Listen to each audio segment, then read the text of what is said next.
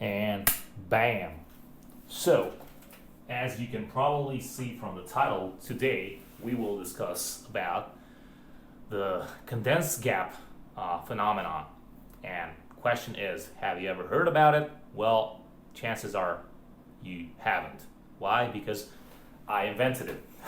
Yeah, it's it's just like this thing that we'll discuss about, but I wanted to give it a name uh, that's appropriate as a, let's say, phenomenon, because it's a reality and everyone knows about it, but it's discussed in so many variants. So I just wanted to like condense it in like one or two words, three in my case. So what do I mean by condensed gap phenomenon? So you all probably know about this thing that's going on in all sorts of different sports, but especially let's say in arm wrestling and combat sports in general. And let's not forget that arm wrestling is actually some miniature combat. So that's why I think it also fits in just like the other uh, combat sports. So the idea is that people usually tend to be very delusional. Not just athletes themselves, but athletes themselves are a lot more grounded. But the average guys, the uneducated guys, the average Joes, average dude on the street, tends to generally be extremely delusional when it comes to his abilities and the abilities of other people around him, especially the abilities of people who are trained and are doing whatever that thing is for a living. So usually this obviously happens due to ego, but also it happens due to ignorance and just being overall uneducated and not having a lot of contact with reality and somehow floating in your own bubble, thinking that you're the man, you're the shit. So obviously some people think that they're very realistic and very honest with themselves, but even those guys are probably the most endangered when it comes to disillusion and delusion, because they're smart enough to recognize and to acknowledge that they are inferior in terms of performance and overall whatever strength, capacity, etc., fighting ability, or whatever the case might be. They're smart enough to recognize that they're inferior to trained athletes, but they put themselves just below the trained athletes, which is something very dangerous. They think that with the proper training and whatever, they could very well be amongst those top guys, if not even the best of the best. It's just lack of training and temporary lack of interest because they have other things going on in their life. They think that it's the gap is given just by these small insignificant things. If they would put themselves to the work, they would be able to attain those levels. Which, don't get me wrong, there's nothing wrong in thinking like that if you're trying to look at it from a motivation perspective and not to get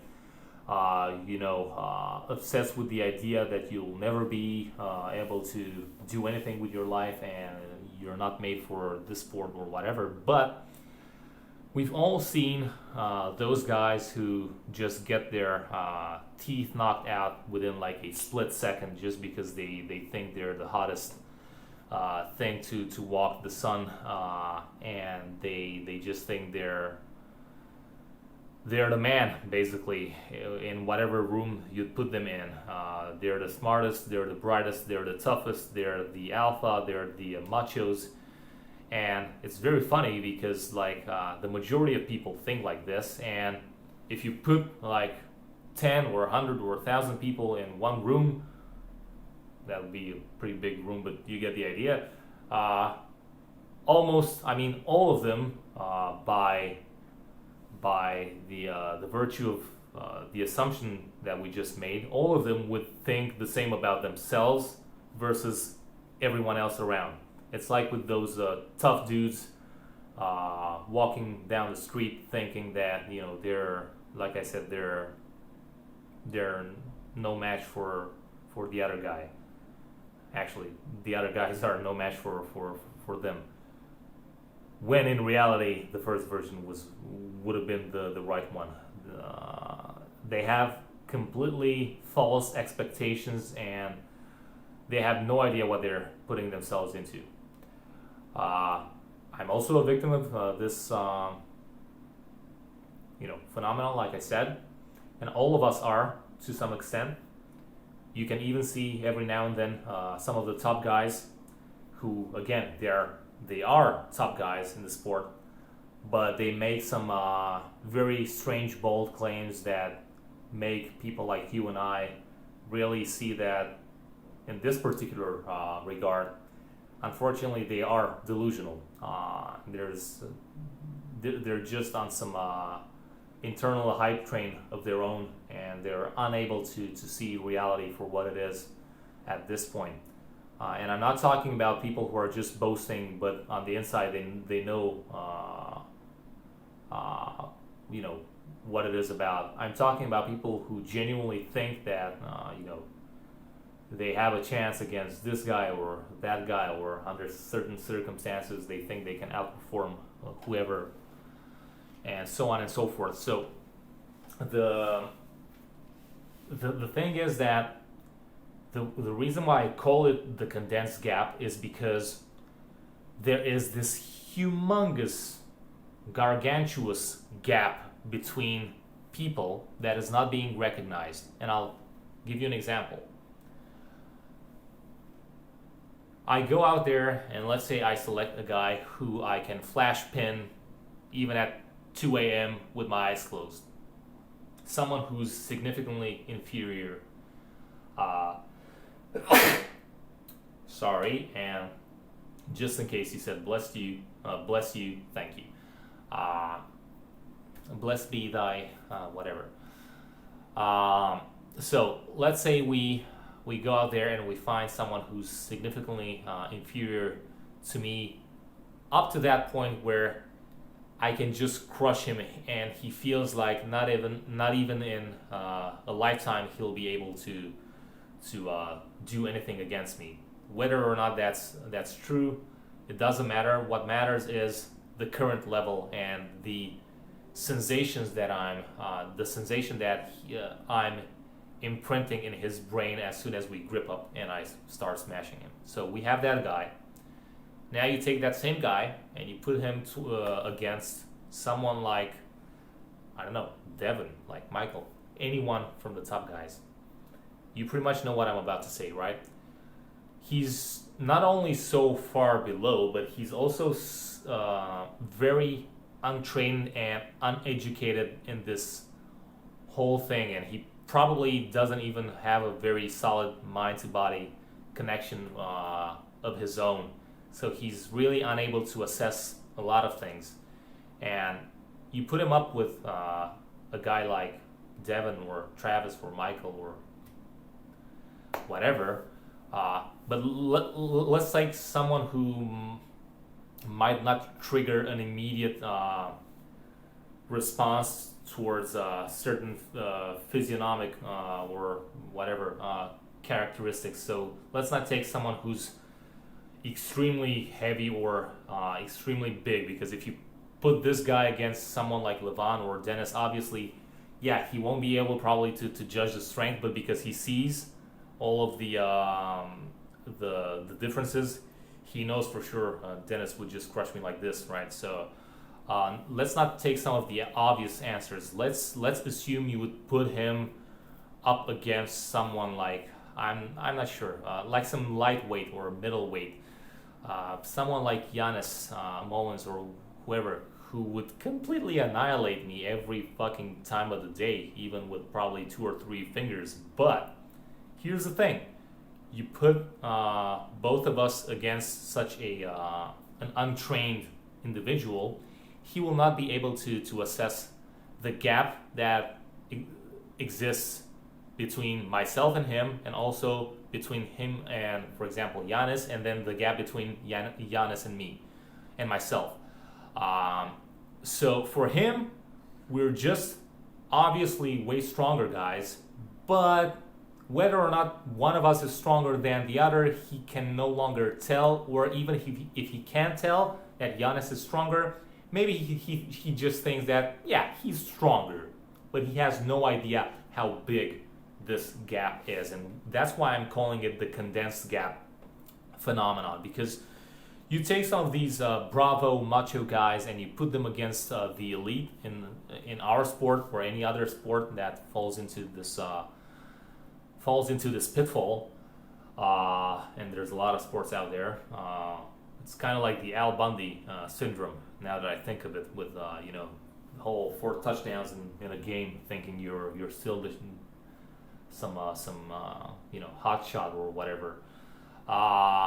But yeah, I want to stick with the condensed gap, not with the Al Bundy phenomenon, because that will trigger football in most people's minds. But you get what I'm saying, right? It's people have no idea that in between them and the guy that they pulled and they felt like, yeah, this guy is stronger.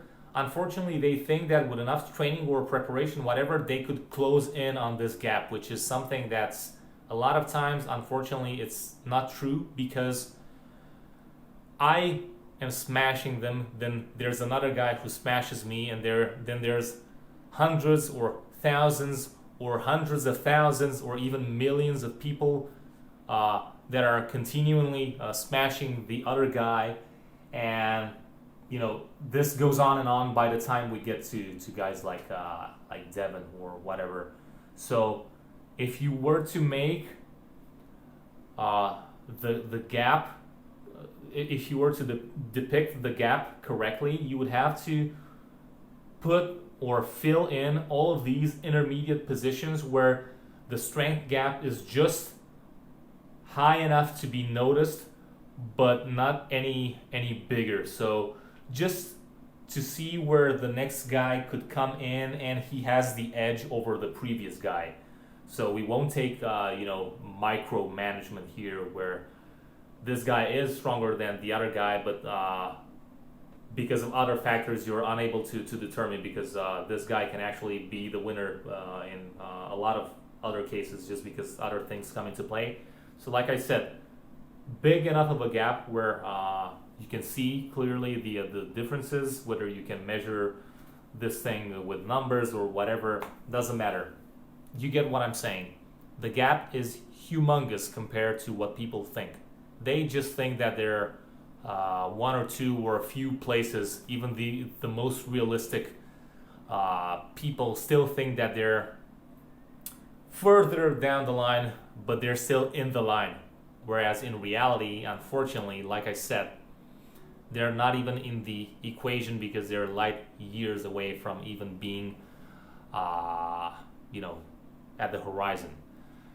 And yeah, this became apparent to me very early on when I saw that on one hand, and again, you probably know what I'm about to say, because that's probably the story for the majority of people who go into arm wrestling.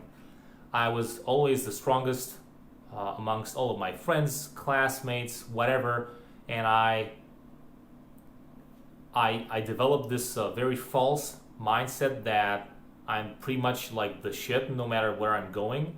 But I was just like in this very fucked up bubble of people who were genetically inferior to me, and I just thought that I would rule the world because of my gifts or whatever. And granted, at that time early on, I didn't even have too many years of training under my belt.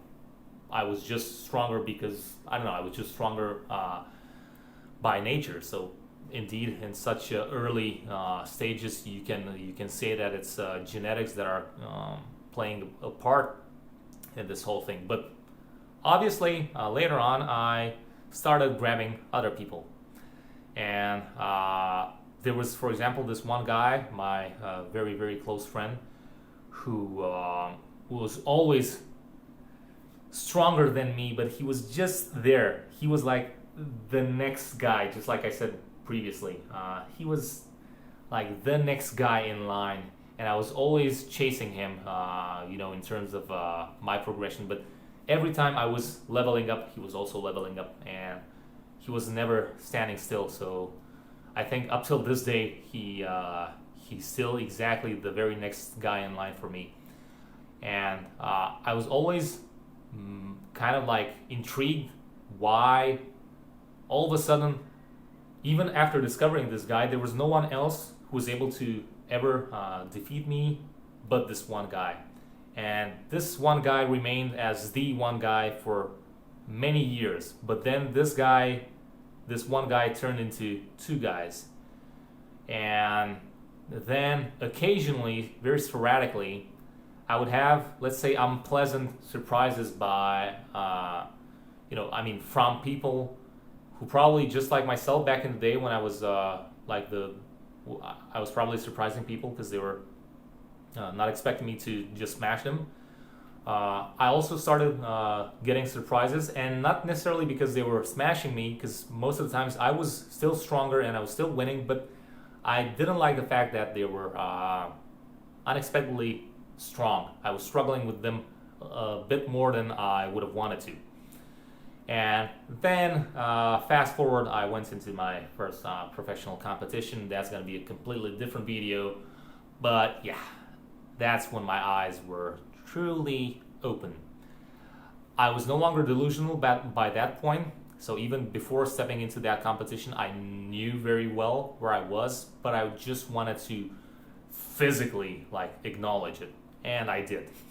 So like I said, that's going to be the topic for a different video. It's going to be a super fun video. I'm going to be discussing the first time I competed professionally, let's say at a national level, and just how well I got my ass kicked. And trust me, it's going to be a very fun video because there's probably no one who can make fun of myself better than I'm able to, which is a skill that I'm trying to keep for obvious reasons. So I always want to be the guy who makes fun of himself the most, because if I'm not doing it, then other people will, and it's not going to be pleasant. So at least when I'm doing it with a full conscious